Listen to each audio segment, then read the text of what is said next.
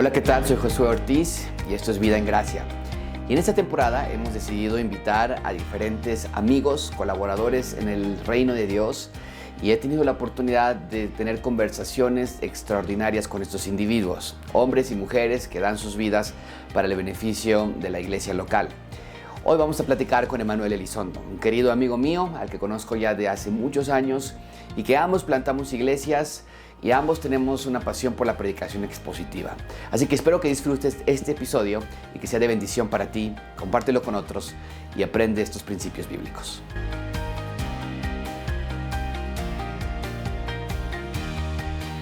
¿Cómo estás, Emanuel? Buenos días. Muy bien, estoy muy bien, Josué, y muy contento de poder compartir contigo, compartir con tu audiencia, con hermanos y hermanas en Cristo. Y siempre para mí es un gusto el poder compartir en espacios como este. Gracias por la invitación. No, nos encanta, Manuel, y la verdad es que estábamos platicando ahorita antes de la grabación, pero eres un gran amigo, te considero un compañero, un colega, y aunque estamos distantes y a veces pasan meses sin poder platicar, siempre te tengo con muchísimo cariño, y Rebeca y yo les extrañamos y queremos pasar tiempo con ustedes otra vez, igual aquí en la iglesia. Pues gracias por tu Igualmente. tiempo, Manuel, y la verdad es que esto nada más este podcast es, bueno, es para nuestra iglesia particularmente, pero yo quiero que estén expuestos al ministerio de otras regiones. Y tenemos a varias personas que hemos entrevistado y vemos cómo Dios está abriendo las puertas del evangelio en Latinoamérica, particularmente en el mundo hispano, y ver cómo Dios está haciendo fruto de su palabra es una bendición, y saber de tu iglesia, del ministerio que estás haciendo allá. Pero platícanos un poquito. Yo conozco un poquito tu historia, pero los que nos están escuchando tal vez no. Cuéntanos brevemente un poquito de tu historia, cómo conociste al Señor, dónde creciste, después saliste a estudiar también. Platícanos un poquito de eso, cómo conociste a Milka, en fin, un poquito de tu historia. Fíjate que por la gracia del Señor yo crecí en una familia cristiana. Mi papá vino a los pies de Jesucristo poco tiempo antes de que yo naciera. Entonces fui expuesto al Evangelio desde muy pequeño, y de hecho el momento en el cual yo vengo a fe en el Señor Jesucristo, me parece a mí que ocurre muy temprano en mi vida, ¿verdad? Teniendo unos 5 años aproximadamente. Y cosa interesante, tengo una memoria relativamente clara sobre lo que sucedió en ese tiempo, porque la manera en que se me compartió el evangelio fue mi padre, fue de una manera muy específica, entonces la recuerdo muy bien. Por supuesto, como casi cualquier joven, ¿verdad?, que está creciendo en su fe, pasé por momentos de duda, pasé por momentos de si soy creyente, no soy creyente. Y bueno, la historia a lo mejor sería para otro momento de todos los detalles, pero el Señor usó el libro de Romanos para afianzar mi fe cuando yo era ya un adolescente.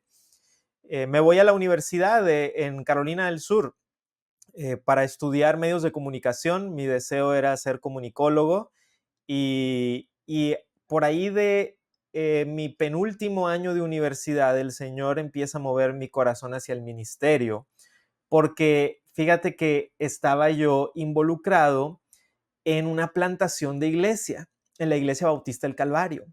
Entonces, Mm. como sabes, ¿verdad? Cuando plantas una iglesia, pues eres una navaja suiza, ¿verdad? Y yo estaba de asistente del pastor.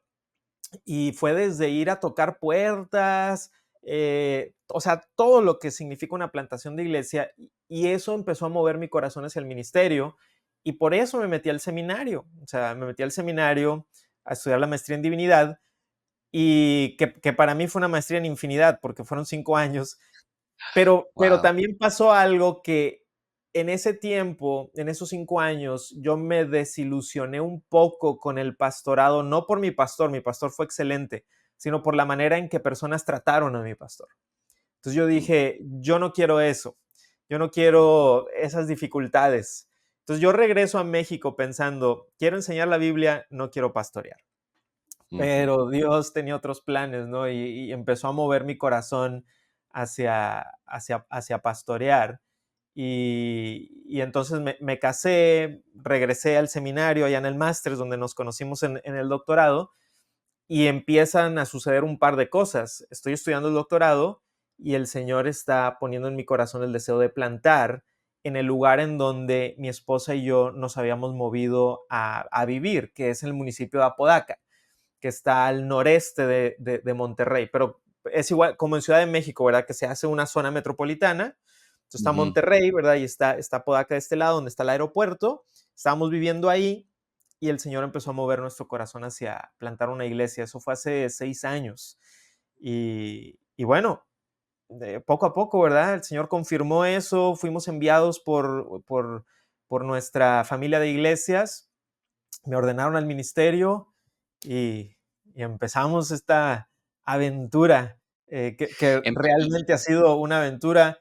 Y yo le he dicho a la gente, pastorear y plantar una iglesia es mucho más difícil de lo que pensé, pero las bendiciones han sido más abundantes también de lo que imaginé. O sea, ambas cosas. y empezaste desde cero, o sea, me parece, si no mal recuerdo, tenías unas familias plantadoras junto contigo, pero, o sea, fue picar piedra. Sí, sí, sí, éramos 5 familias contándonos. Ujú, Entonces éramos ujú, nosotros, 4 familias más.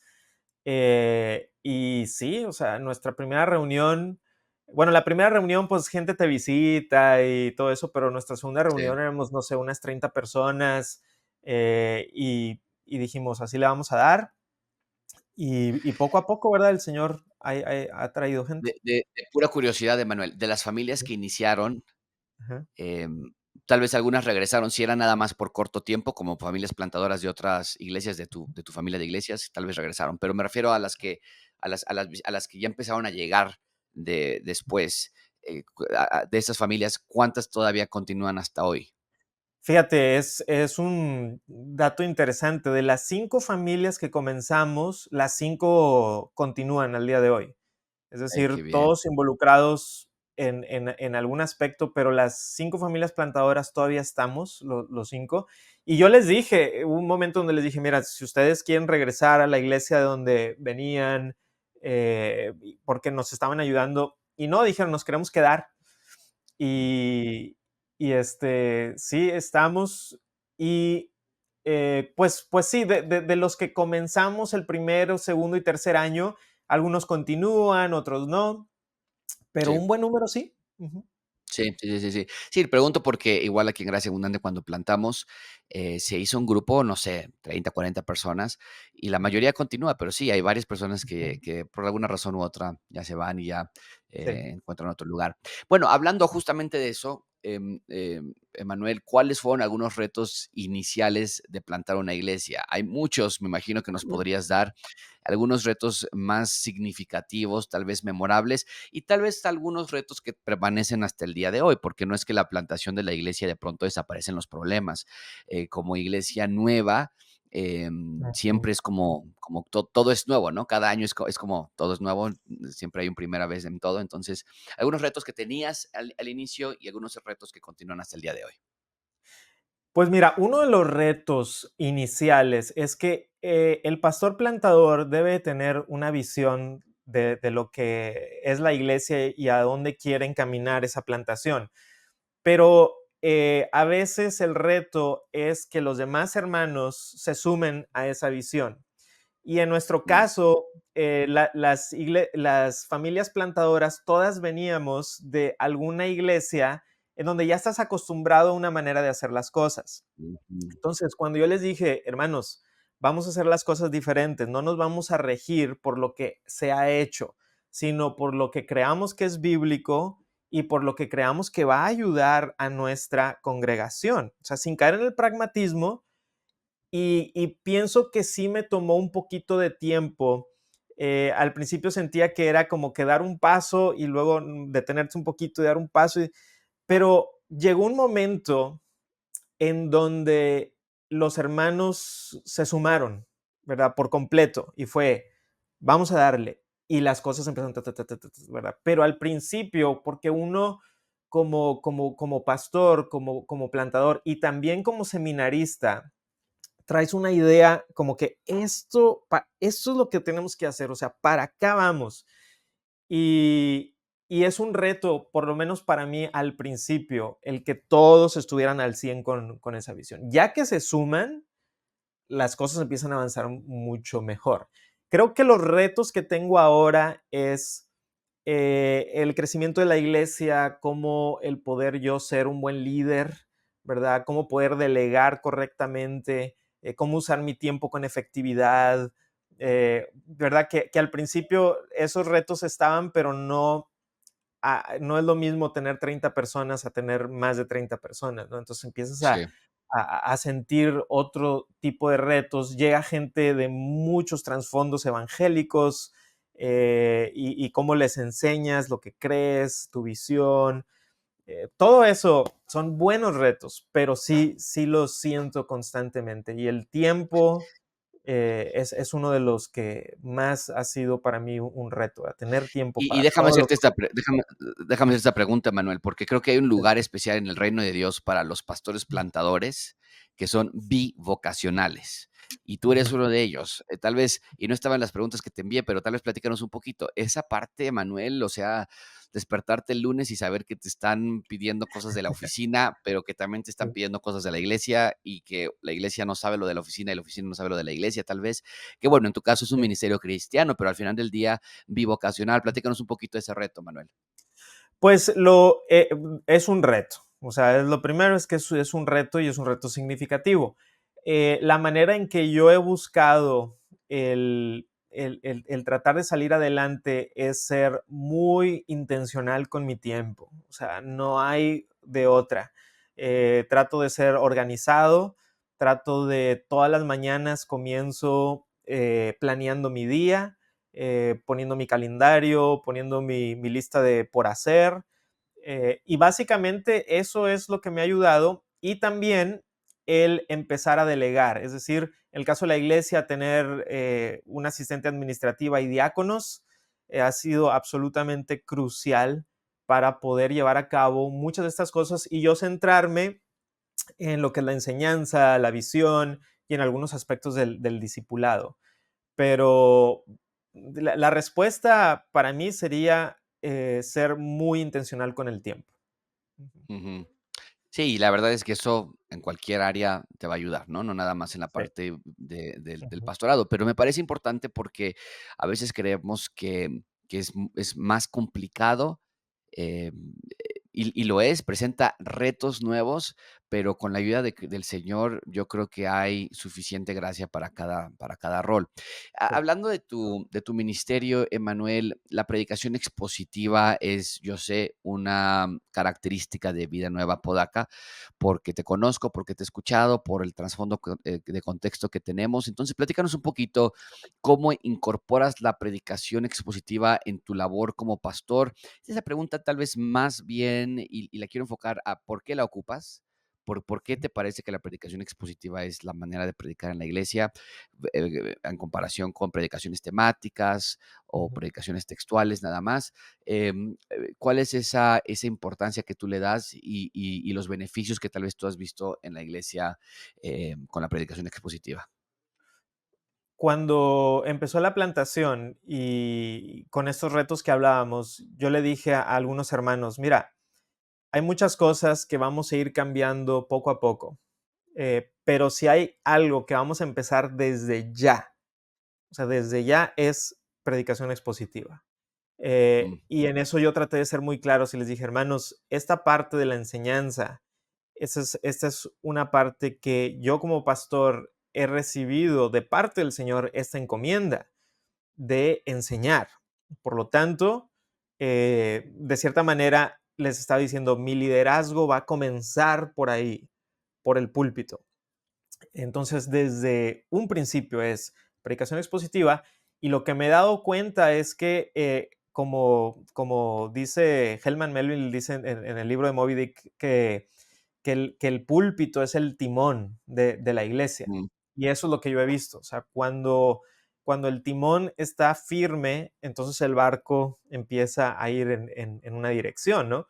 Entonces, lo que yo he visto es que la predicación expositiva ha sido fundamental para el crecimiento de la iglesia, para la enseñanza de la iglesia, para la santificación de la iglesia, la consejería incluso, ¿verdad? Porque uno mm, incluye aspectos de consejería en las predicaciones, pero también de manera sorprendente para comunicar la visión de la iglesia, o sea, qué es lo que buscamos hacer como iglesia. Entonces, los fundamentos de nuestra congregación, que es la gloria de Dios, edificación de los creyentes y la proclamación del evangelio, todo eso fluye de la predicación. Entonces, para mí ha sido una clave absolutamente fundamental la predicación y lo he visto en todos los aspectos de la iglesia, en el crecimiento de la iglesia y en todos los aspectos. O sea, y yo creo que, y esto es algo que tú y yo hemos platicado desde que también tú estabas plantando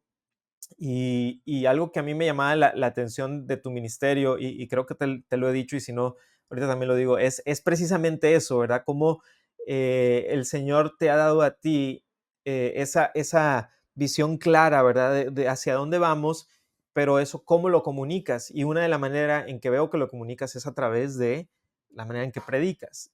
Y para mí eso es en parte la clave. Por supuesto, plantar una iglesia como lo sabes perfectamente bien, es muchísimo más complejo que solamente predicar, por Claro. supuesto, y que nadie piense que eso estoy diciendo, pero Sí. no es menos que eso, o sea, no es menos que Ujú, eso, o sea, eso es ujú. básico. Ahora, eso es el truismo, ¿no? La predicación expositiva es el timón de la iglesia, pero en la parte de estadística o de datos duros, ¿cómo tú has visto que eso contribuye al crecimiento teológico de las personas? Porque ya lleva 6 años, en nuestro caso llevamos 7 años, de haber plantado la iglesia y de haber comenzado con esa premisa. Queremos que la predicación expositiva sea la característica que defina nuestra iglesia o nuestras iglesias, tanto tú y yo. Eh, ¿Cómo has visto tú eso en la vida práctica de las personas? Personas se acercan contigo, te dicen, oye, esto estuvo increíble, nunca lo habías visto de esa manera, has visto vidas cambiadas. Platícanos un poquito de esa parte. No, totalmente, o sea, es absolutamente impresionante. Hay personas que se han acercado y me han dicho, tengo 20 años asistiendo a una iglesia evangélica y por primera vez entiendo el evangelio. Sí. Tengo, no sé, toda mi vida crecí en iglesias evangélicas. ¿Cómo puede ser que nadie jamás me había explicado esto, no? Eh, este sábado, no, este domingo, estaba platicando con una jovencita de la iglesia porque acabamos de terminar de predicar Juan y Ujú. nos tomó 2 años, tampoco muchísimo, pero pues es un buen tiempo. Y le dije, oye, ¿qué piensas de que terminamos Juan? Y me dijo, no, hombre, cuando terminamos Juan me sentí nostálgica, me sentí triste de que terminábamos, pues porque fue un viaje por la vida del Señor Jesucristo, lo conocimos más. Dice, ahora me encanta la nueva serie, estamos haciendo ahora Eclesiastés, pero sentí algo dentro de mí y yo pensé, gloria a Dios, ¿verdad? Gloria a Dios que no estamos hablando de qué pensaste del show, qué pensaste de las luces, qué pensaste del... No, sino que lo que causó en ella esta reacción, incluso emocional, fue el sermón, o sea, los sermones. Y como esos hay muchos otros ejemplos de personas que se sorprenden, ¿verdad? Y a veces vienen y dicen, nunca en mi vida había escuchado predicaciones así, o sea, ni idea que esto existía Ujú. y me está enseñando. Entonces, es emocionante, es emocionante. La verdad es que ahora este domingo que empezamos Eclesiastés, yo sentía una responsabilidad porque sentía a la iglesia muy emocionada. Ujú. Entonces, cuando la Sí, iglesia está muy emocionada por la serie, pues tú como pastor, pues empiezas a decir, Señor, ayúdame, ¿no? Porque sí, tengo que sí. predicar ahora también este mensaje y no es un mensaje fácil, pero para mí eso es un gozo, es un gozo. Sí. Ujú. Sí, John MacArthur siempre decía, que dice, yo me sentía como esos pájaros cuando llegan al nido y están ahí sus polluelos y los polluelos empiezan a abrir la boca y a esperar alimento. Dice John, así siempre me sentía, te subes al púlpito y como que la gente está diciendo, a ver, ¿qué vas a decirnos hoy? Y en realidad es regresar al texto, la Ujú. predicación expositiva como tal, Emanuel, o sea, lo vimos a lo largo de los 3 años y medio que duró nuestra escuela ya en el seminario, pero la verdad es que no estamos haciendo nada eh, nuevo, novel, ingenioso. Estamos regresando a lo que dice el autor de Hebreos, la palabra es viva Ujú, y eficaz y es útil, ¿no? O sea, y penetra hasta el alma. Entonces, es regresar al texto y me encanta eso. Ahora, aquí hay dos aspectos que me fascinan, o sea, es la predicación expositiva más la plantación de iglesias. Entonces, sí, a mí me parece súper importante. En Estados Unidos, tú has vivido en Estados Unidos varios años y igual yo, y no puedes manejar más de 15 minutos sin encontrar iglesia tras iglesia tras iglesia, ujú, e iglesias muchas veces buenas, evangélicas, que predican el ujú, evangelio y demás, cosa que no sucede en México. ¿Qué opinas tú de la plantación de iglesias? ¿Por qué sí plantar iglesias? ¿Por qué nuestras iglesias deben reproducirse? ujú. Em, en fin, ¿por qué plantar iglesias?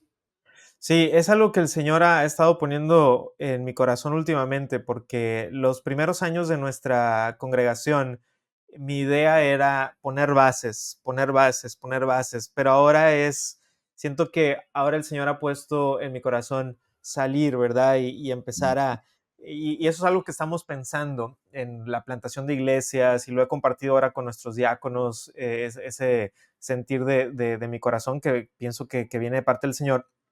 Y creo que hay dos aspectos. Un aspecto es el aspecto de la precaución, porque creo que a veces se puede plantar iglesias sin tener una persona preparada y creo que a veces hay correcto. jóvenes que tienen tantas ganas de plantar, pero que no están dispuestos a pasar el tiempo de entrenamiento.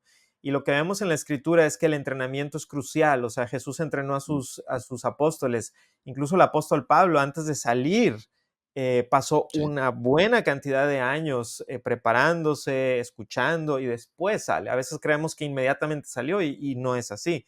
Entonces, Ujú, siempre digo, tómate el tiempo porque necesitas prepararte. La plantación es más difícil de lo que crees. Es más difícil ujú, de lo que crees. Por lo tanto, prepárate. Y por el otro lado, vayamos, ¿verdad? No nos podemos quedar de que no, pues me voy a preparar perpetuamente y nunca voy a salir. No, tampoco, ¿verdad? O sea, hay que salir.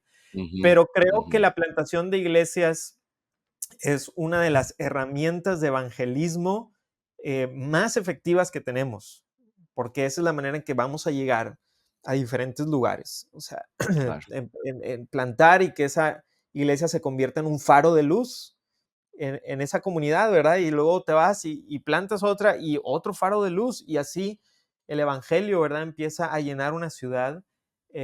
Ujú. Es muy importante, pero sí diría esto, y sé que tú estás de acuerdo conmigo también, es, quieres plantar, gloria a Dios, prepárate, Claro. prepárate bien y luego sal, ¿verdad? Sal, definitivamente. Sí, hemos visto, o sea, no para siempre y no de manera permanente, pero sí hemos visto ministerios lastimados de Ujú, hombres y sus esposas que salen, falta de preparación, a veces ambición de parte de la iglesia plantadora que dice, no, ya queremos plantar, queremos ver que haya resultados y apresuradamente envían a personas y que terminan siendo lastimados más que nada porque no estaban preparados, no estaban listos, no estaban teológicamente preparados, pero también anímicamente preparados. Entonces, sí, es exactamente lo que dices, hay un balance entre esos dos y gracias a Dios por sitios como la UCLA, donde enseñas tú y donde yo tengo el privilegio de enseñar una materia, pero de lugares y me encanta cada semestre, por lo menos a mí o tetramestre, que me toca ver a varios hombres que están tomando esto en serio, la preparación teológica de la iglesia. sí. Y hablando de eso, me lleva a la última pregunta, Emanuel. ¿Cuál es tu lectura? ¿Cuál es tu diagnóstico de la iglesia latinoamericana? Yo sé que tú estás en Monterrey, pero tienes colaboradores en otros lugares de México, del mundo, y aparte estás en una empresa cristiana que tiene influencia en Latinoamérica. Me gustaría tener tu lectura de la iglesia latinoamericana, Ujú. evangélica, conservadora. ¿Cuál es tu lectura de eso? Algunos retos que enfrentamos como iglesia latinoamericana y algunas tal vez bendiciones, victorias que tú puedes ver como cosas positivas que están pasando en nuestra región del mundo. Sí, yo trato de ser muy positivo siempre en mi manera de ver las cosas. Sí hay cosas que me preocupan, por supuesto.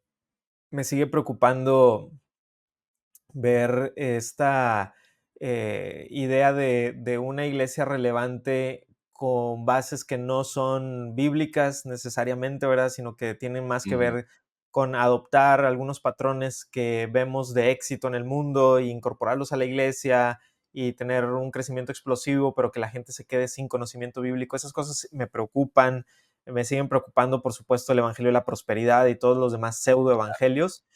Pero la parte que me anima mucho es ver a jóvenes que están cansados muchas veces de esto y están buscando algo sólido, están buscando una comunidad real, que verdaderamente vienen el domingo y los ves atentos a la palabra de Dios y buscando ponerla en práctica. Me anima a ver a jóvenes que se quieren involucrar en su comunidad y me anima a ver iglesias que se están tomando en serio la misión, ¿verdad? La misión que Dios nos ha dado de traerle gloria, de hacer adoradores, por medio del Evangelio, evidentemente, y de proclamar su palabra. Todo eso me anima. Creo que tenemos mucho por hacer, indudablemente, y yo muchas veces siento, Señor, necesitamos días de más horas, pero después digo, a ver, momento, mira, esta es la obra del Señor, y no eres tú el que lo va a lograr. O sea, eres nada más un instrumento. El Señor tiene a sus personas, el Señor está haciendo grandes cosas. Entonces, por un lado, hay cosas que me preocupan, pero por el otro lado, hay cosas que me llenan de mucha esperanza y que cuando me toca viajar a algún lugar y hablar de predicación expositiva o de teología bíblica, veo a mucha gente poniendo mucha atención y eso siempre me llena de gozo. Así es que esperemos grandes cosas de parte del Señor y ya el Señor hará lo que él decida, ¿verdad? Exacto, sí, creo que es siempre importante recordar que nadie se le puede oponer a la iglesia, ¿no? La iglesia está en buenas manos Sí. y no, afortunadamente, no depende de nosotros, pero como mencionas, no quiere decir que ponemos nuestra parte y predicamos la palabra, la predicamos dinámicamente, la predicamos expositivamente. Entonces es un gusto. Por último, Emanuel, platícanos de tu última novela, Un resplandor en las Sí. tinieblas. Brevemente, danos una sinopsis para que nos quedemos picados. Claro que sí. Un resplandor en las tinieblas es la historia de Jerónimo, que es un monje benedictino en el siglo XVI, en pleno tiempo de la Inquisición. Y esta historia se desarrolla algunos años después de que Casiodoro y Cipriano huyen de su propio monasterio. Y entonces lo que esta historia más o menos trata de hacer es que este joven está viviendo su vida como monje pensando, yo estoy bien, cuando llega la Santa Inquisición a su pueblo diciendo que hay sospecha de herejía protestante en el pueblo y en el monasterio. Y él al principio no lo quiere creer, pero escuchó una conversación. No sabe quién la dijo, pero escuchó una conversación entre sus hermanos monjes que uno dijo, es que la salvación es por la fe sola. Entonces él Mm. empieza a sospechar que a lo mejor sí hay herejía protestante dentro del monasterio y él tiene que investigar. Y empieza un proceso de investigación que lo empieza poco a poco a atraer hacia el Evangelio del Señor Jesucristo. Es una historia de intriga, se va a sentir como una novela de detectives, Mm. muchas incógnitas y por supuesto con la Inquisición ahí atrás de ti. Y la gran pregunta de esta novela es, ¿qué estarías dispuesto a hacer por la verdad? Esa es la gran Mm. pregunta de la novela. ¿Qué estarías dispuesto a hacer por la verdad? Entonces espero que le puedan dar un vistazo y que la disfruten. La verdad es que fue una novela difícil de escribir en algunos aspectos, pero estoy contento con el resultado. Súper Ujú. bien. Creo que la tenemos disponible en nuestra librería, así que y si no, la podemos pedir fácilmente ahí en la librería o en cualquier librería cristiana la pueden pedir y Sí. seguramente les llegará rápidamente. Última pregunta, Manuel. He encontrado em, opiniones encontradas con Ujú. respecto a la última o nueva novela de Gabriel García Márquez, Nos vemos en agosto. ¿Estás a Sí. favor o en contra de que Los Herederos sean? Porque yo leía que decía, este fue un proceso más de arqueología que incluso Sí. de nada más como darles la novela que no había sido publicada. Entonces, como que siento yo que ahí ellos le pusieron, en fin, ¿a favor o en contra? Pues mira, ya la preordené, Ok. sale, creo que sale hoy, ¿verdad? Sí, O muy sale hoy. pronto. Hoy justo. Sale hoy, ¿verdad? Hoy. Eh, Tengo sentimientos encontrados porque, por ejemplo, uno de mis autores favoritos cuando falleció, Michael Crichton, todas las novelas que se publicaron después de su fallecimiento no han sido buenas. O sea, se Ujú. nota que ahí hicieron Exacto. ¿verdad? Y ese es mi Mm, miedo con esta novela. Por el otro lado, mm, la última novela que sacó Gabriel García Márquez dejó a todo mundo con, pienso, un mal sabor de boca por la mm. temática, Entonces, esta pudiera ser de cierta manera una redención hasta cierto punto, ¿verdad? De terminar su última novela con un mejor sabor de boca. Entonces, eh, no estoy seguro. Yo lo que puse ahí en Instagram fue, ya veremos. Ese es mi, ya Tenemos veremos. que leer, tenemos Sí, que tenemos leerla, que ¿no? leerla. Ajá, sí. Excelente. Bueno, pues Emanuel, muchísimas gracias por tu tiempo, gracias por apartar un poquito de tu ocupada agenda para nosotros. Que el Señor les siga bendiciendo. Saludos a la familia, saludos a la iglesia. Esperamos verles muy pronto aquí en la Ciudad de México. Gracias, igualmente. Gracias, José. Hasta pronto.